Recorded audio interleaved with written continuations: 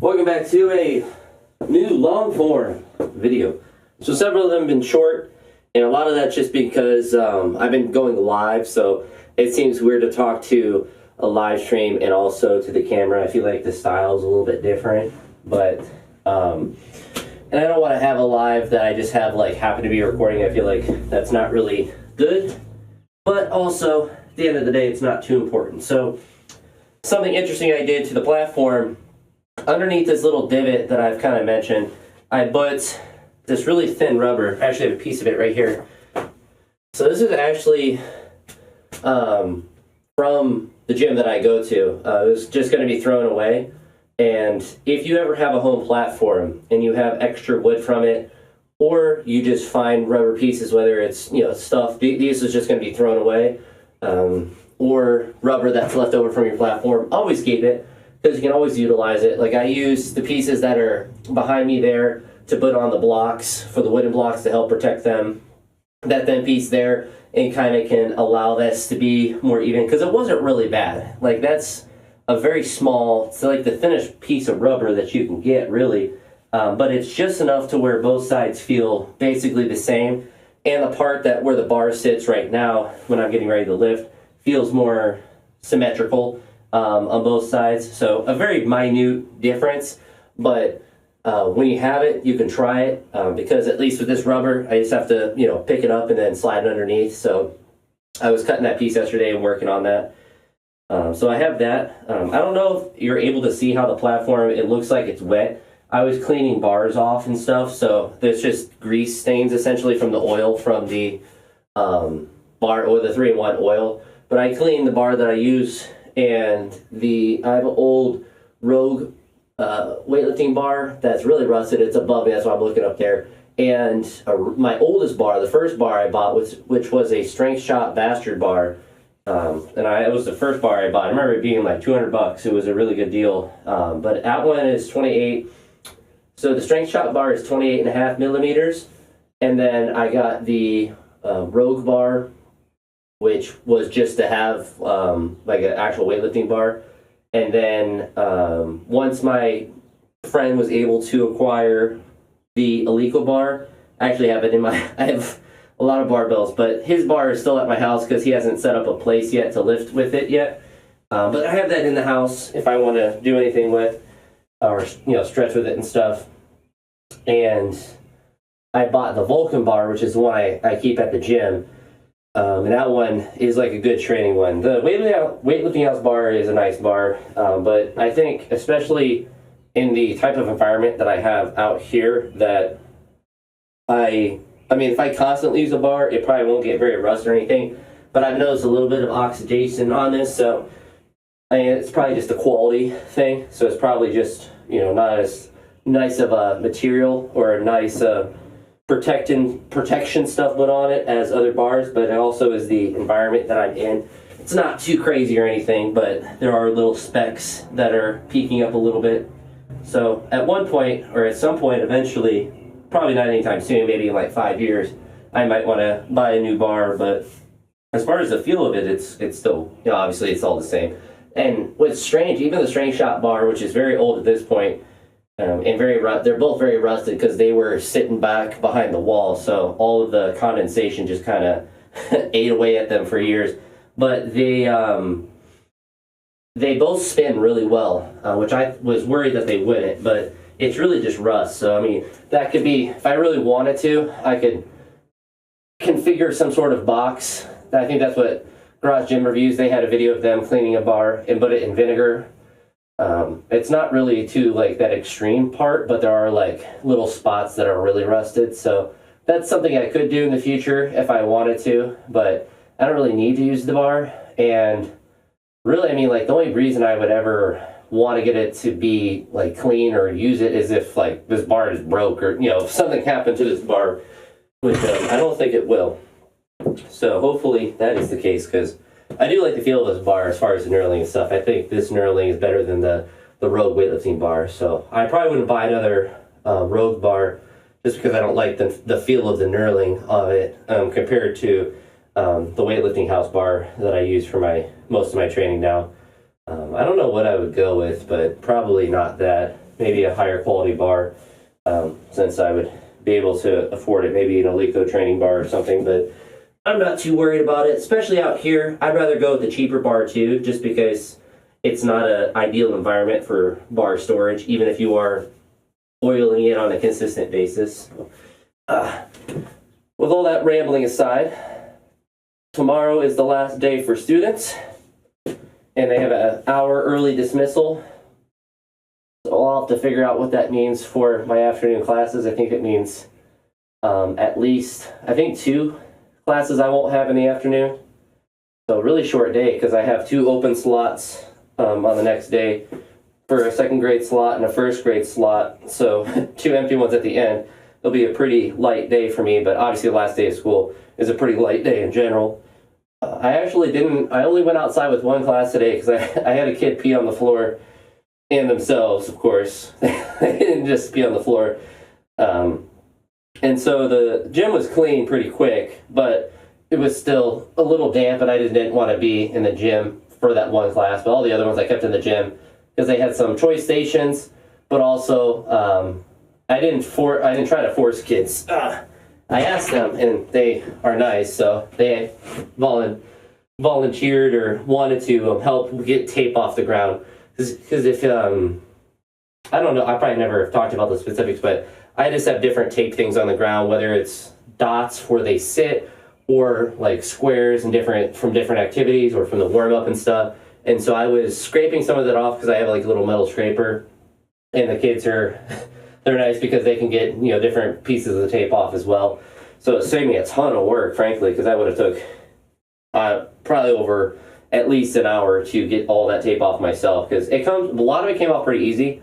Some of the dots didn't. The black dots came off really easy because the material on it was different than the red dots. But the red dots, I was able to get done at the very end of the school day. But I had like a goo gone, or some sort of like stick spray or anti-stick spray that gets the adhesive loosened up, so that made it a lot easier. But I didn't want to spray. I obviously didn't want to use that with the kids in the gym because it's very slippery on the floor. So I didn't want to. I was damn near slipping myself, putting that on the floor and trying to get it all cleaned, getting that all scraped up. But gym's all clean now, and now it's just 1 more day after tomorrow. So Friday is a half day, and I don't really have anything. Like, a lot of teachers have to clean up their rooms and pack their stuff if they're moving or stuff like that. I don't really have anything like that to do, to worry about. So Friday should be pretty routine for me. I spent some time, since the kids were doing choice stations and cleaning tape, I was cleaning and organizing as well the equipment. So I was able to get a lot of that done, which was nice. So it saved me a lot of time.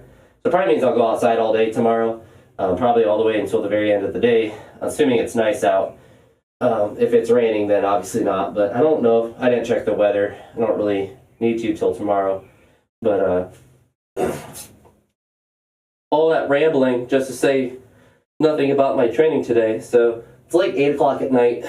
I waited a while, kind of took a nap.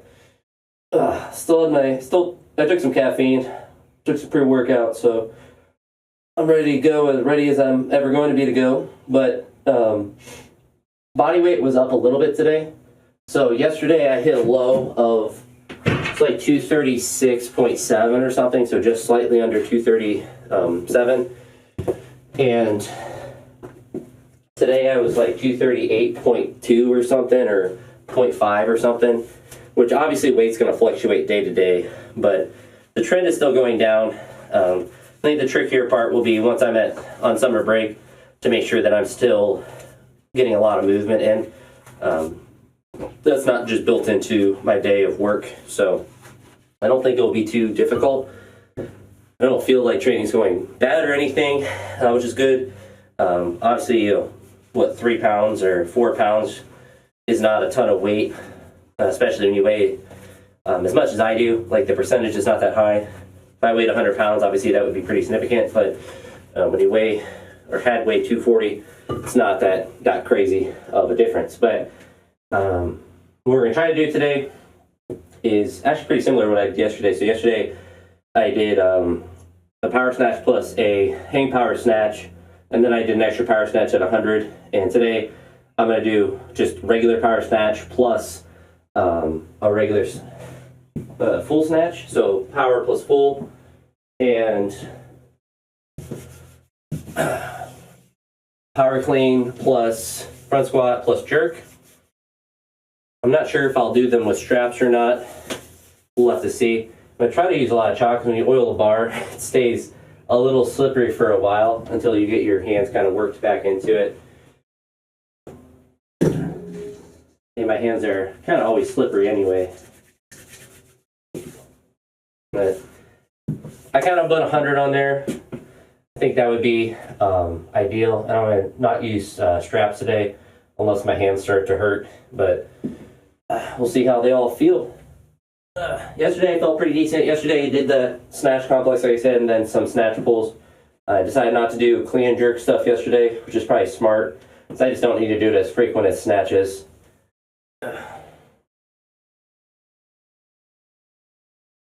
We'll warm up this a little bit more, and then start adding some weight.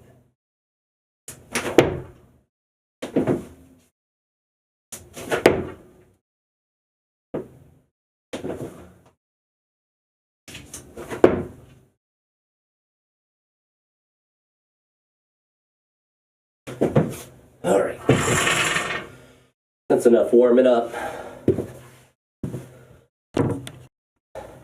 So we'll find the wrist wraps, unless I'm totally blind and I've lost them. They're probably on the other box behind me. I'm very blind, if you didn't know. Oh yeah, they're over there.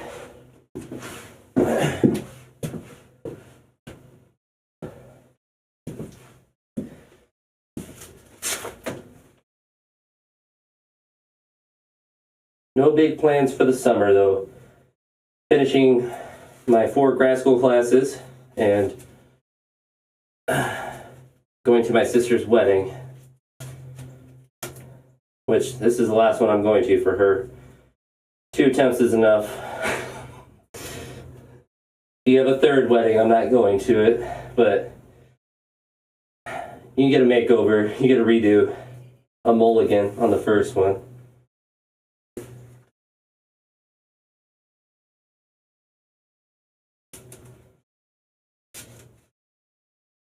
I'm trying not necessarily to avoid thumb tape, but it always slips on snatches, so I'm trying not to use it, and so I have to kind of build the tolerance in my skin, which isn't too bad. Also, there's 2 rabbits outside today instead of 1. I keep seeing the same one rabbit, but then I saw another one.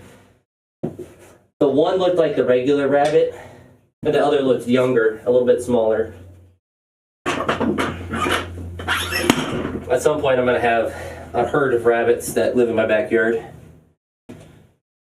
I don't think rabbits, I think they eat a lot of the stuff on top of the ground. So I saw one part that was dug up a little bit. It's like, I don't think they're really, I guess they dig for like their holes and stuff, but I don't think they don't dig to eat food. But I'm also not a rabbit expert. I have read Watership Down, so I know more than the average person. That book is actually pretty accurate from a lot of the science of it. Obviously they are personified. All right. Power plus full. Minimum I would say today is to get to 90. If I can do 100 like I did yesterday, that'd be really good, especially without straps, but we'll see.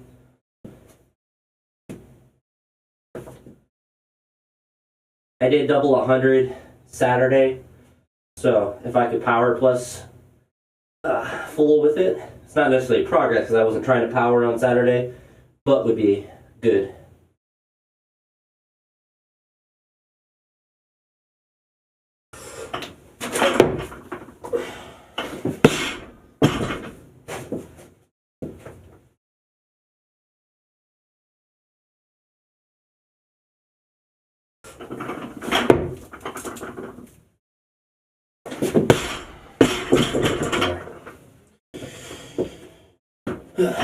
We're taking the bigger jumps today. So one thing on the other days, I took taking smaller jumps. But today, I guess, is a more aggressive type day, so we go up to, and it sits at that spot. That was the one part I didn't like. That's why I wanted with the piece of rubber. It just always kind of rolled a little bit. So it's kind of annoying, but now it sits in that spot where I want to start anyway. But we'll take 60, then 80, 90, and then 100.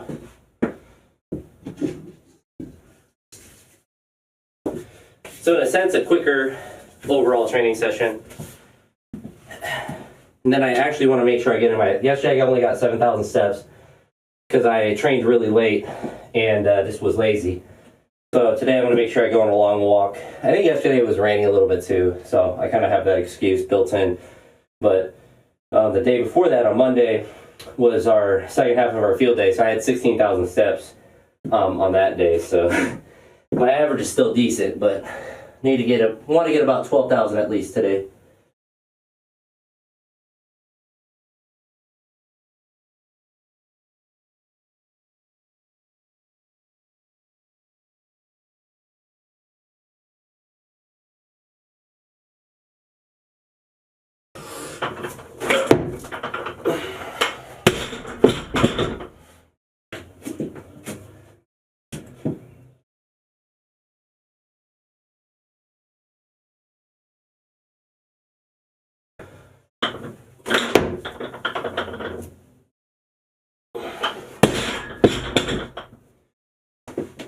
Still feels pretty good. Nothing's really hurting or anything, just normal soreness. Thumb's not ripping apart yet. I also think my little insulation thing on the outside of the shed is working pretty well. This piece of the wood still looks damp, but that's like a stain. It takes a while for it to dry, but it's rained pretty hard a little bit, or a couple times, I think, since I put it in, so I haven't noticed, like the sand, I just threw a bunch of extra sand, isn't very damp. I guess a little bit there.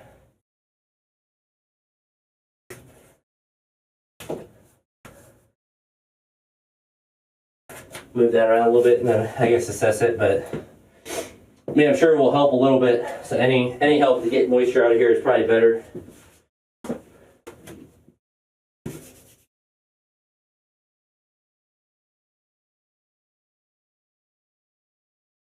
In general, I'm better with powers with straps on for snatches,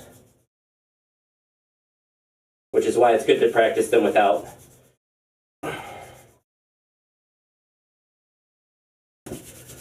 Trying to put an extra chalk on. I get that bar nice and grippy. So I always try to put some oil into the collar, and I think as you move around, it kind of rolls out a little bit near where you're snatching, and that's the last thing you want to feel is bar oil. 80 now.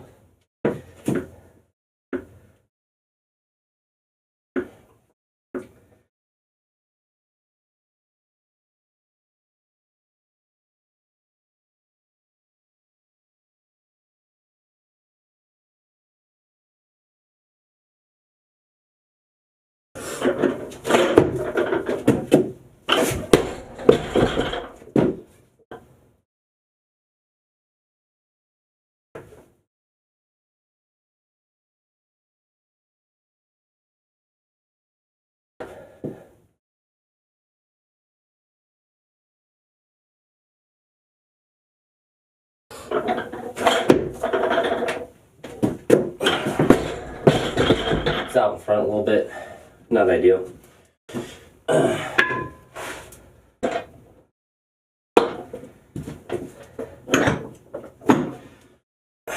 I should still be able to power 90 pretty well. I don't know about 100. We'll see. But we're going to cheat and put some thumb tape on.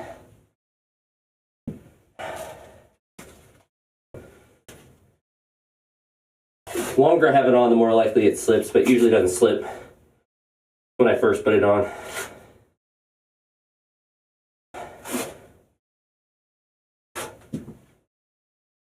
We're also going to put a little clip on.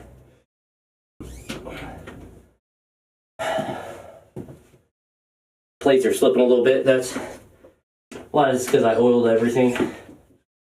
Oiled up.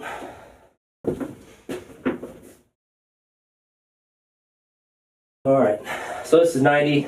80 is a little bit more difficult than I would have liked.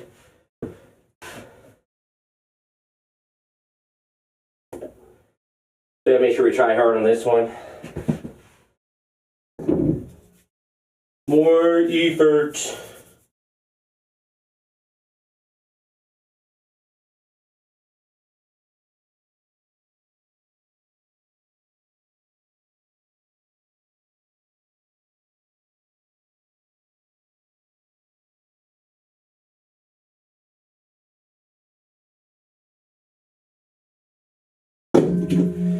All right.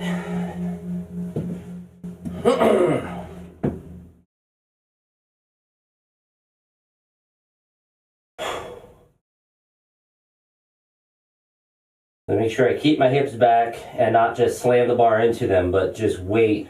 Basically keep my hips, keep everything from extending early.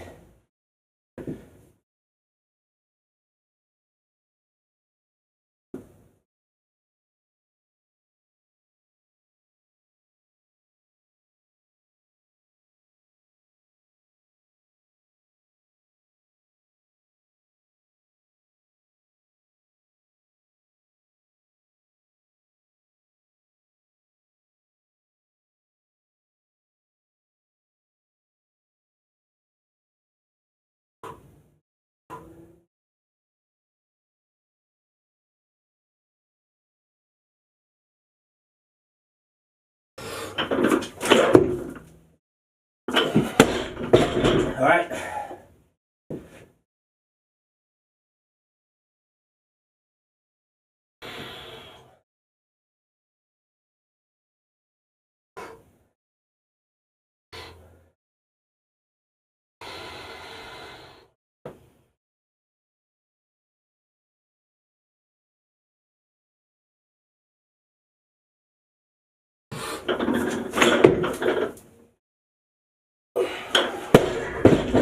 Well, that's better.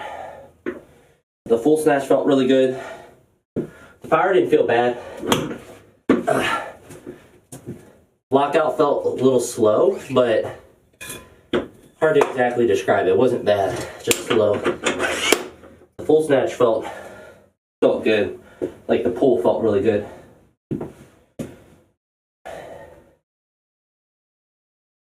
So we're trying 100 now.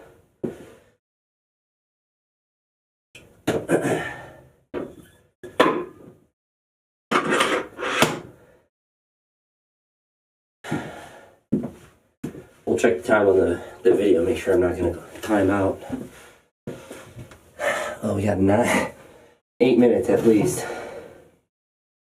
Whew.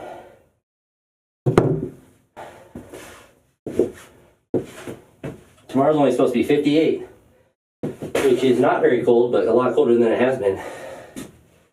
All right. So this should be really good, especially without straps. When I tried this session last week, I just did a full with 100. I did a power, I used straps too. I did a power plus full with 90, and then a full with 100, just for a single.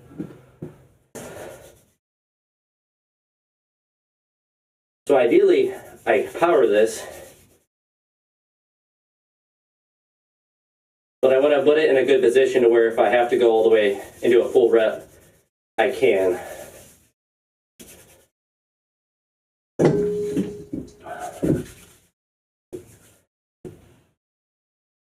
I have to get it back and be confident. Not try to get scared and hip it out in front. So pull it back. At worst, you do a full snatch. At best, we get a power, we get a go for the power plus full.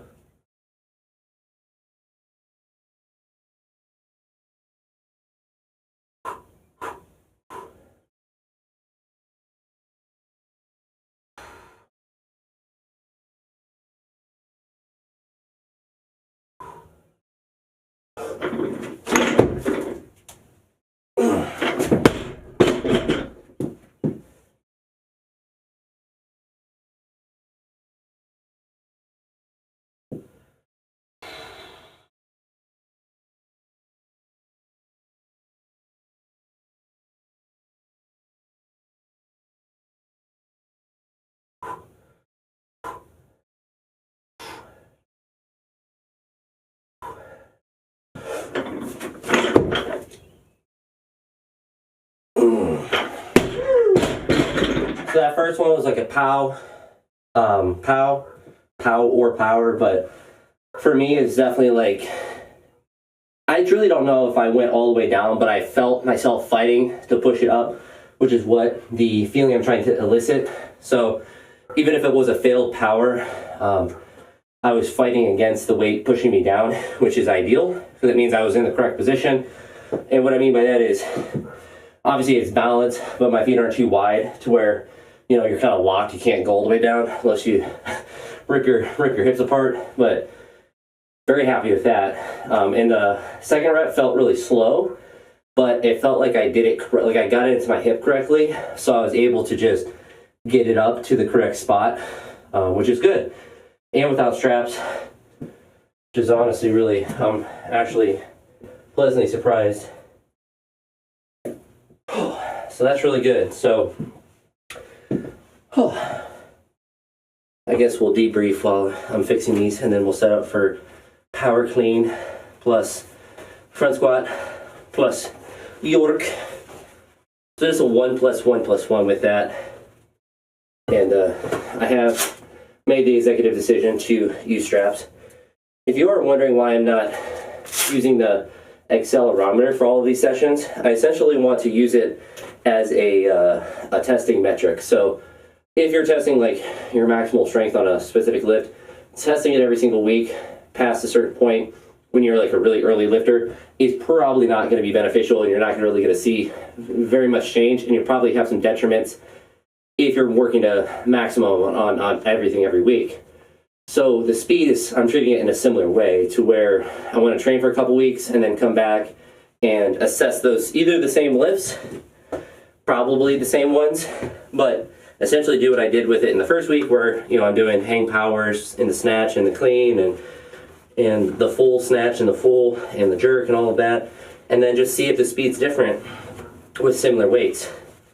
I have a feeling, especially even based on today, that I'm feeling better in the snatch or moving better weight than the previous week, that I'll probably be able to do more weight, so that'll give me better data to see how the speed looks with the higher one, so then you can, or I then can repeat the cycle and then see that speed. So it is another way to, for me, because I want to try to move faster, it's a way to assess that. And obviously, like, it's pretty easy to assess if I'm lifting heavier weights or not, but if I'm moving 90 kilograms faster than I was at the beginning, even if the top end weight, especially for a lift I'm not very good at, like a hang power snatch, if that weight's moving faster, then I know I'm making progress, even if I'm not able to do, like, you know, 110 or, you know, something. I'm not able to increase it by a lot. So seeing progress in different ways is good as well, because obviously, like, losing weight, I can see that literal progress whether I did or not, but that ideally is a slow progress or a slow process. I don't want to cut 8 pounds in a week and then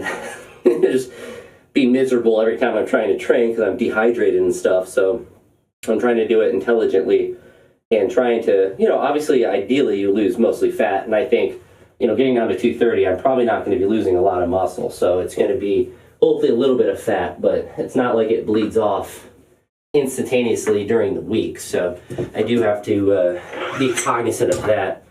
But a lot of people in the summer, I think it's easier for them to lose weight. I usually kind of have the opposite, just because I don't work. I'm unemployed. I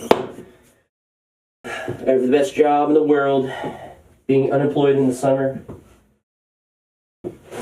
But I'm going to make a dedicated effort this summer. And I mean, based on just even the progress I've made so far, I shouldn't be, I don't say like it's going to be super easy, but I think I should definitely continue to progress. And I'm not dumb enough to think that a fluctuation, a daily fluctuation, is bad. It's gonna happen.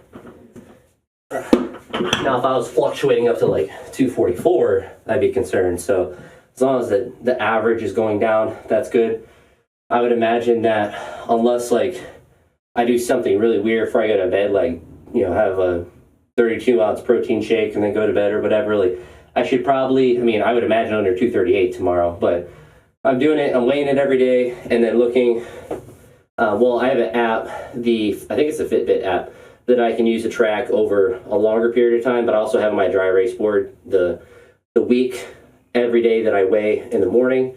And I'm trying to be consistent, or I am being consistent, but I'm trying to measure consistent in the same way each day. So down to my skivvies, just to make sure there's not variables with that. Obviously, I could wear the same thing to bed every night, but I'm not I'm not that OCD to try to do that, and it's not as important. You know, obviously, a little bit here or there, but I don't want to have a half pound, and it could be, you know, I wear large clothes, so there's a lot of fabric, so it actually does, like if I wear sweatpants, even like light pants, even if I wore this and a t-shirt, like it might add a pound, maybe not literally a pound, but it would add at least a half pound, maybe a little bit more to my body weight, and that could be the difference between 236 and a half and being 237 in the morning. So if you want to see that progress, like, I mean, that's just a science thing, you just measure the same way, and getting down to my skivvies is good. I don't have to worry about freaking out my roommates being in my skivvies. I try not to do that as much when they're there, but sometimes it's good to know exactly how much you weigh. So sometimes I had to deal with that, but pretty rarely. Well, at some point I got cut off, but basically I was rambling about my measuring my body weight and stuff, I think, towards the end. I don't know where it got cut off, but I was just talking about that and trying to be consistent with the measurements, and knowing that it's not a fast, quick process, that it's going to be slower, because I'm trying to actually lose, you know, fat, not just weight in general. But I think that minutes is 21, so I'll fix the camera too. There is a workaround that you can put or do with it to make it, because it's a very complicated reasoning why it has a 21-minute limit, and it's not because the camera can't record longer than that. You just have to kind of almost jailbreak it, I guess, in a kind of way, but I think they kind of put that process in there because it's a way for them to get around international law to have that 21-minute limit, but there's a way to configure the camera around it. I don't know if that thing is still, if that law is still around, because I know this camera type is old, so I don't know if that's still a thing with cameras, but I know with this era, it was, because of all those European communists trying to kill my camera games, but there's a way to jailbreak it. So we got 70 now.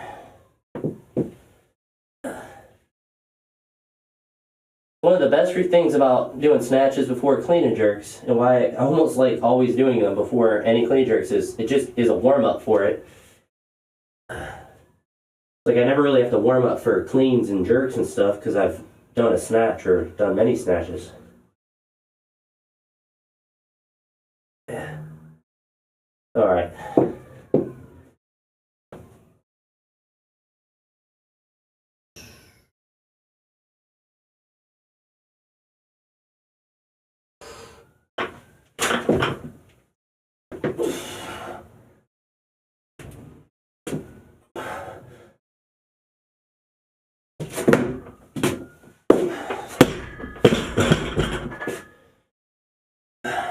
It's weird, like usually 70 feels the most difficult just because it stretches.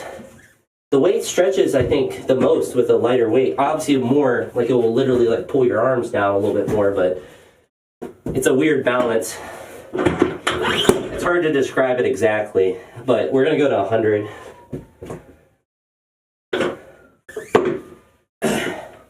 We're skipping 90. But I guess because like you still have to kind of pull your elbows up to like fully stretch it, it feels a little bit different.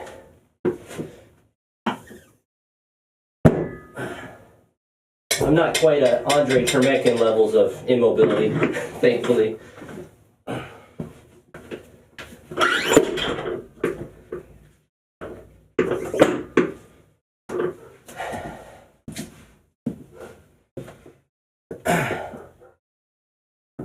This one feels all right. We'll go to 115 and then go up to 125.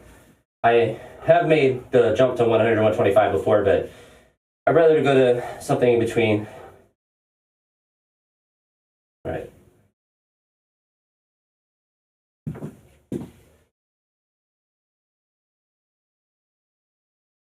As a lift, if you're trying to do cleans with straps, you need to not be an idiot.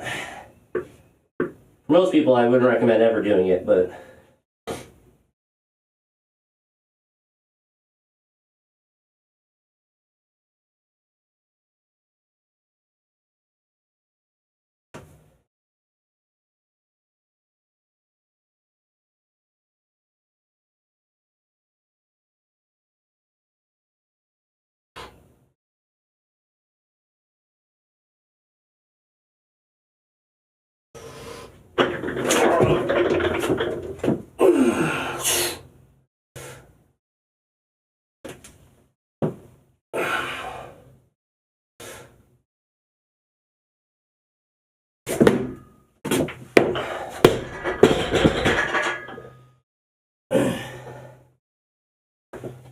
all right.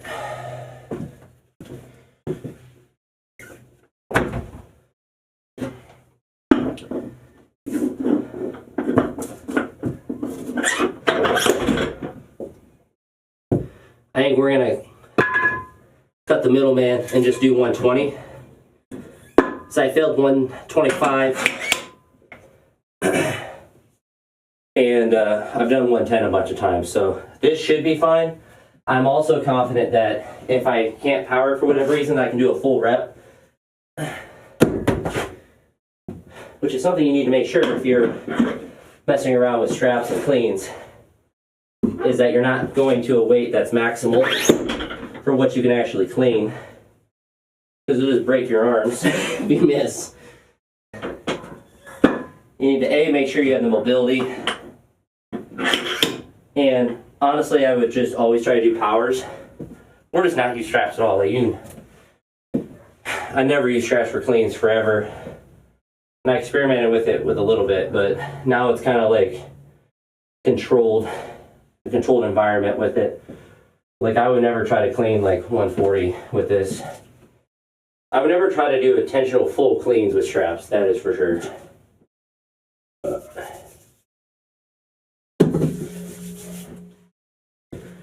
As much as I liked breaking my arm in 5th grade, I don't really want to break my arm, or both my arms. So we gotta pull hard.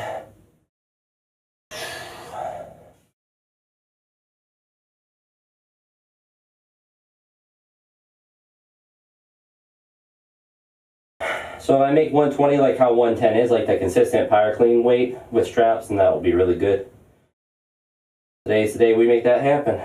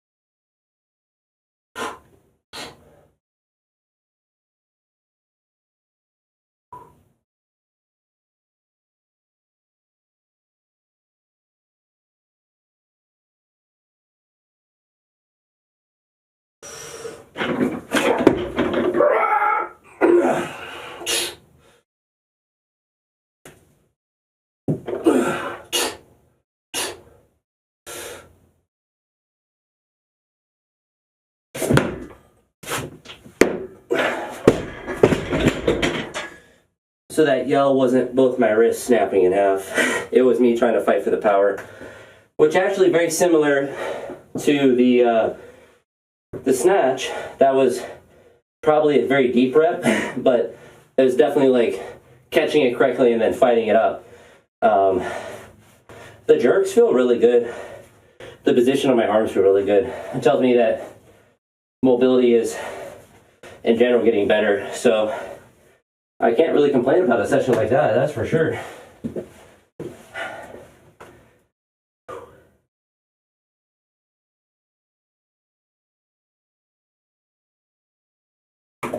And like if I'm tracking that for training, like I count that as a power because I'm not actively using the stretch reflex to bounce out. I don't think it's very important for people to delineate between power and full. It really only matters if you are bouncing out of the bottom or not. Because even if you're 3 inches from being at absolute max depth, you are still not using that stretch reflex. For me, using my calves, bouncing off the joints of my legs to get up. So for me, that's what, I mean, I call it power or whatever, but it's the intent that matters. And if you actually had to do, and you can tell if you do full and powers, you can tell when it's a pow because you know if you bounce out of the bottom or not, even if you were catching it super low still. But there, I'm assuming, based on how it felt, that it looked like I caught it high and then fought it down, which is, you know, not bad.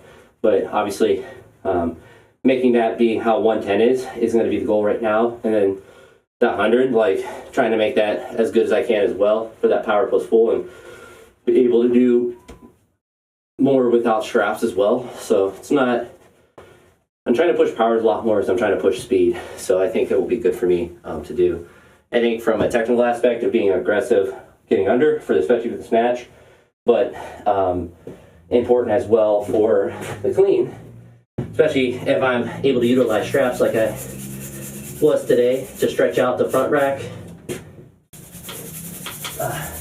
which could be one reason why my jerks feel really good, because my hands, they're not holding the bar, even with the straps when I'm standing at the top, but my hands are a lot more on it or full.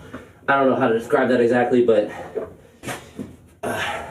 you can't really move your hands out when you have straps on for the jerk, and maybe that's just the way to go. I don't really try to move them out though. I think they kind of do when I re-rack the bar, but it's kind of nice to have that, I don't say extra range of mobility, but just to have a good range of mobility. I did see Clarence's video today about squat jerks and stuff, and I think it's generally true. I don't think anyone should squat jerk or power jerk if they want to use the most weight, but I also think that for ordinary people, and he's not ordinary in any facet, because even if you don't account for his vitamins, he did a lot of gymnastics type stuff, you know, the tricking and stuff when he was younger, so he's someone that has a propensity to be coordinated for one, but also to be mobile. And I think for most people, like a full squat jerk is really difficult to do because not everyone has that background of, I don't say hypermobility, but just mobility like that. Because like even for me, I can't even, like my body just pitches forward so much, and maybe that's mobility, but to me it's not really that important to do a squat jerk, to even like have it to be an option for me, because I know I wouldn't be good at it with heavier weights. I think he said everyone should be able to do 50% of their best jerk with it, which for me would be about 85 kilos, 83, I think, actually 83 kilos, which doesn't sound insurmountable for a squat jerk. The most I've ever done is 135 pounds. And what was interesting with that, so I got to the bottom and I like struggled to get it up. So it wasn't so much that I couldn't sit in the bottom in the squat jerk, but I didn't have anywhere to go. Like there was no leverage for me to push up. It was a very weird feeling. It didn't feel like any other lift I've ever done, but it was basically like, what am I trying to say? I don't know. It's like you're trying to push up with your leg. It's like, I guess it's like trying to squat, but because my torso is so vertical in that position, my leverage is so bad that like I can't, it's like trying to do a squat, but like I'm leaned back. That's what it almost felt like. So like I'm trying to go up, but like it was really difficult. And that was like the heaviest, and then the last one I did, I was like, all right, this is, I mean, I didn't ever seriously think I'd be good at them, but it was just like fun to try. I do think power jerks, though, are really good to do, especially like no foot power jerks. So push jerks and power jerks, I think those are really good for everyone to do. But squat jerks, I think, like catching it lower is not bad, but like the full one, I don't think that's really necessary for most people. But maybe I'm just coping because I can't get into that position. I'm not all stretchy like that. But I was not blessed by the Chinese gods to have that shoulder and thoracic mobility to do that. Maybe that will get better as I do more of these cleans with straps, but I probably won't be testing that theory out. As long as my lifts feel good, I don't really care with that, because there's so many other lifts you can do. But that being said, I do apologize for the part cutting out. I'll mess with the camera and get it to be set up so I can just do one long continuous clip, and so that won't be an issue for the other ones. And I'm thinking of just kind of like a workflow in the summer with videos. I don't want to necessarily live stream every day, because then I won't be able to do one of these videos where it's more relaxed talk, like I'm not interacting with people on the screen. So it's a little bit different, but at the same time, like I like doing the live streams. I think they're kind of fun. So I'll be balancing between the two. If you see a shorter video, it'll probably mean that there was a live stream or is a live stream that correlates to it. If one of these videos pop out, then it means that there wasn't a live stream. But chances are, if you're not there for the actual live stream, it's probably not that entertaining to go back through and watch. At least for me, I never watch old live streams typically of any YouTuber. But also, I'm at 1999 hours of watch time, so I'm excited about that.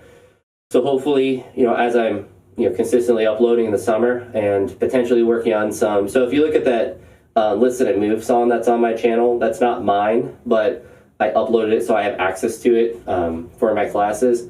I'm thinking of trying to make different versions of that. So that's going to be a summer project for me as well.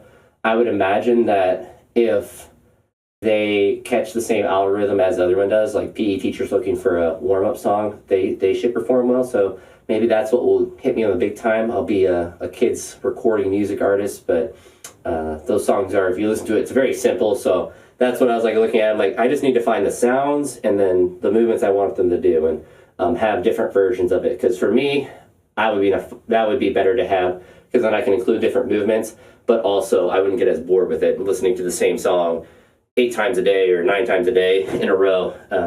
Because for a kid, you listen to it once or whatever. But for me, I'm listening to it all day long.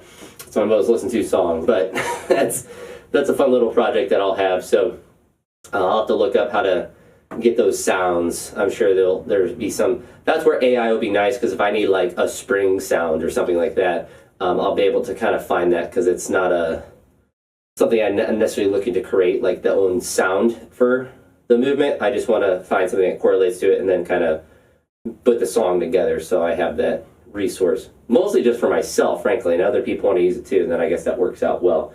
But anywho, that's it for this one. One more day and no more students, which honestly I'll kind of miss them. Like the kids are real sweet and stuff, writing me notes and stuff. As the summer does progress as well, I will add more of the notes along the wall. So that wall under that orange paper will be filled in. And then, honestly, probably that wall that's up there, that angled wall. And then we'll just kind of mix and match where I can kind of put everything. Because I like it to be in the background of the video. Because I can put it in front of me, but you guys wouldn't see that. And I think, for me, the aesthetic of having that all up is part of what makes my little setup nice and different. I got art, and it's art you can't buy at an art auction. Because maybe I'll find out one day one of the kids that drew me a picture became a famous artist. So let me know if anyone in the Ohio region. I guess I haven't told you all where I teach yet, which is probably a good thing. But yeah, I guess we'll find out one day if I'll be rich and famous with one of these. Maybe the orange cat will do it for me. A lot of potential there. But my niece wrote the letter J, my name backwards. So I'm a little upset about that. But I guess she was 4 or 5 years old, but no excuses. No excuses. But That being said, I'm out.